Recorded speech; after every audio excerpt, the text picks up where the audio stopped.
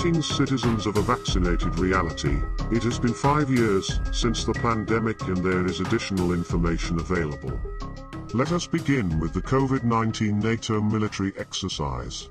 A top Dutch government official, it reads, has admitted that COVID was a military operation and revealed that her nation was taking orders from the North Atlantic Treaty Organisation.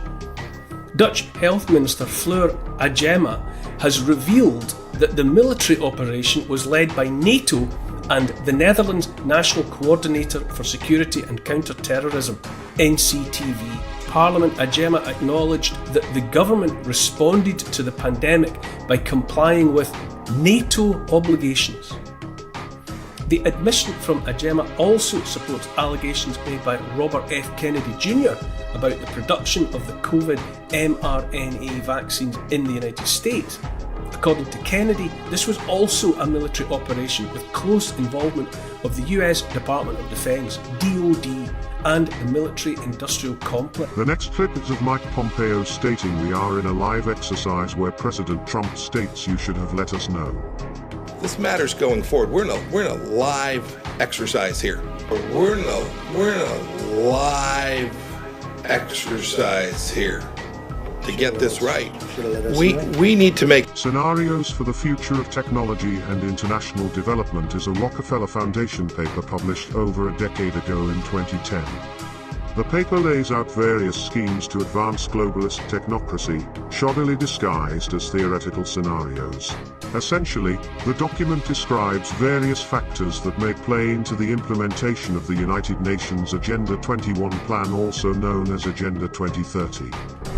In 2010, the deep state had the Rockefeller Foundation script a plan to introduce martial law and a permanent method for total control of the citizenry.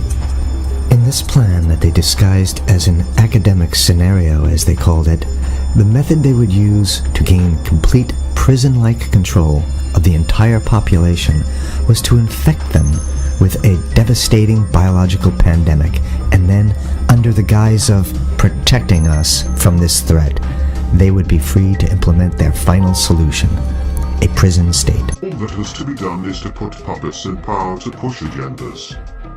Are you paying attention yet? Or excited for the 9th booster and free donut? In March of 2015, TED Talks has Bill Gates excited about the next pandemic.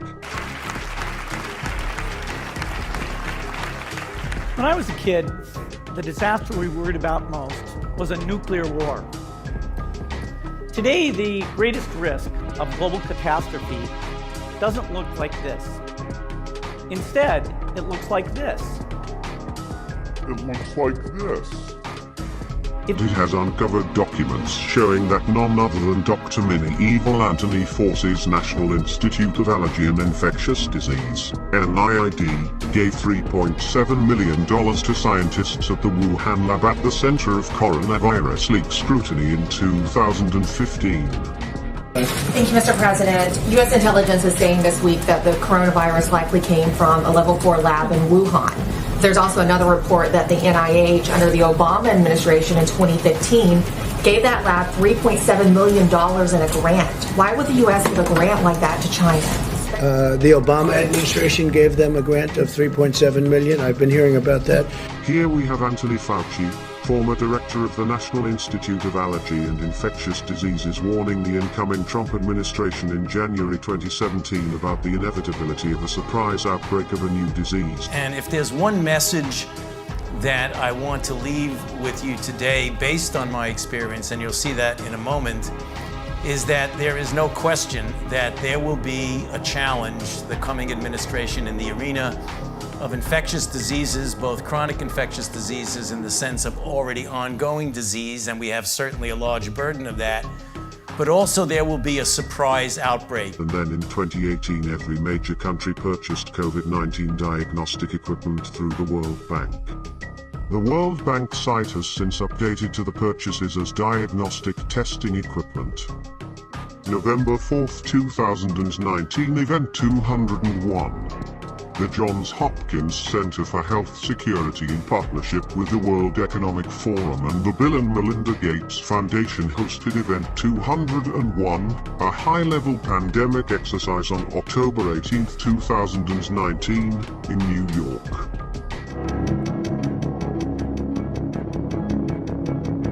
Healthy-looking pigs, months, perhaps years ago.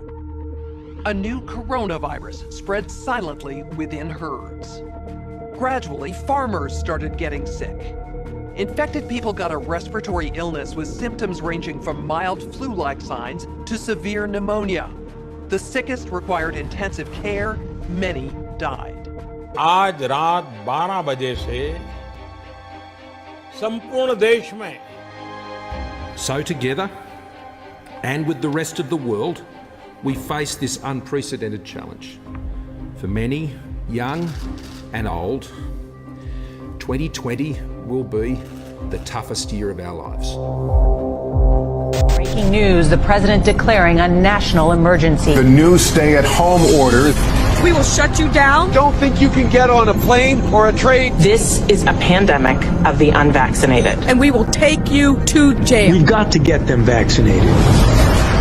Or we will keep you in a facility longer. May 15th, 2020.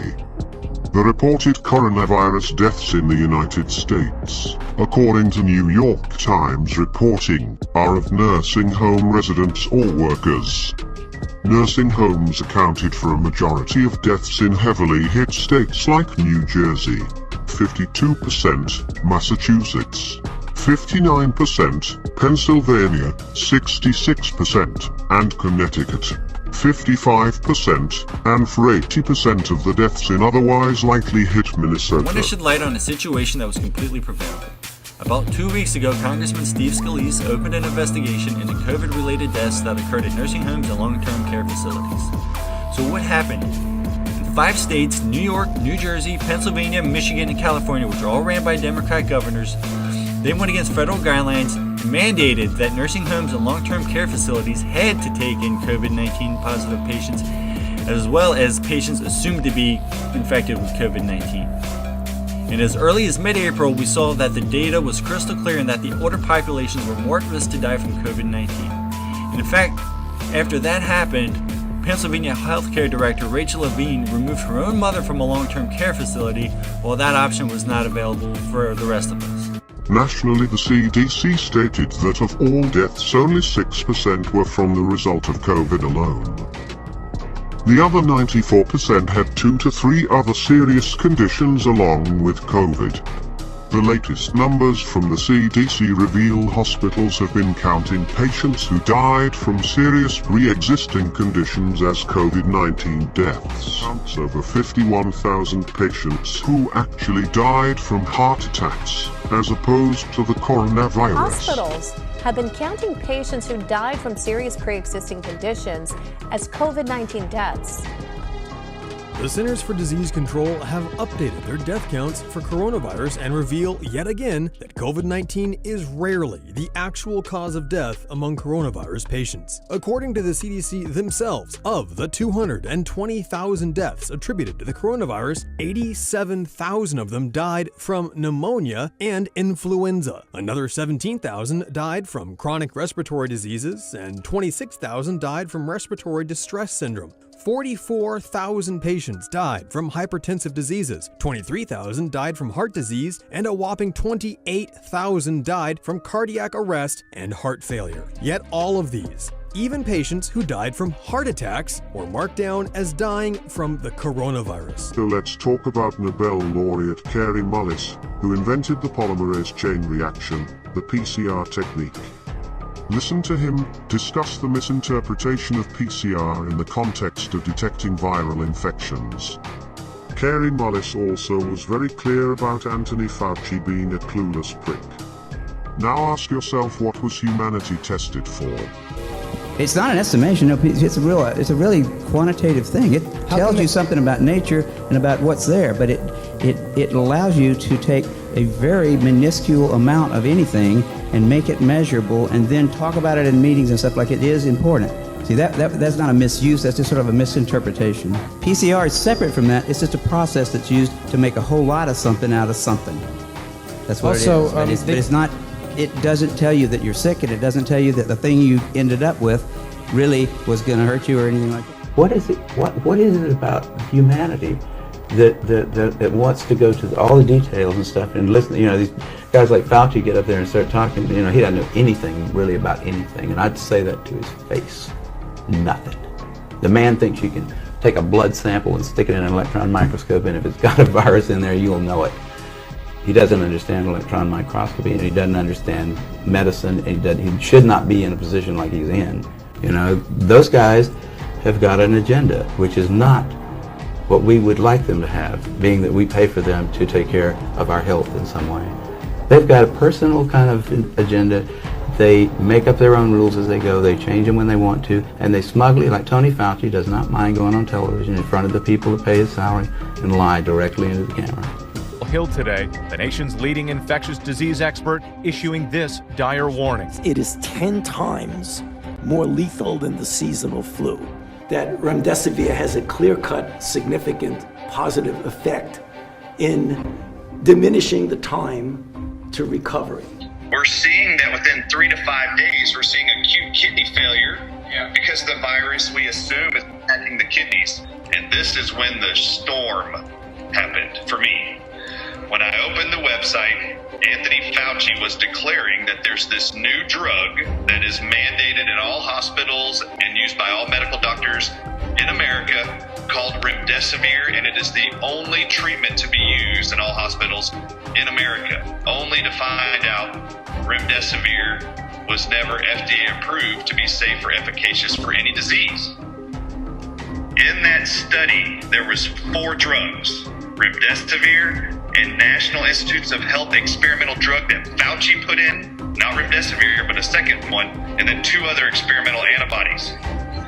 In the study, at 6 months of this 1-year study, the safety board for the study found remdesivir had the highest death rate of all 4 experimental drugs and pulled the drug from the study. What they have done to humanity should make you angry. In the next video we shall look at what is in the vaccines and the so-called rare side effects like myocarditis, sudden death, turbo cancers, blood clots, AIDS, vaccine-acquired immune deficiency syndrome, and how they used an HIV protein along with SV40 to cause all these cancers. We are not Jesus, nor do we have Alzheimer's. Expect us. There's a battle going on right now, a battle to define everything that happens on the internet in terms of traditional things the law understands. Is sharing a video on BitTorrent like shoplifting from a movie store? Or is it like loaning a videotape to a friend? Is reloading a webpage over and over again like a peaceful virtual sit-in? Or a violent smashing of shopping carts? Is the freedom of the internet like freedom of speech? I know you're out there. I can feel it now. I know that you're afraid.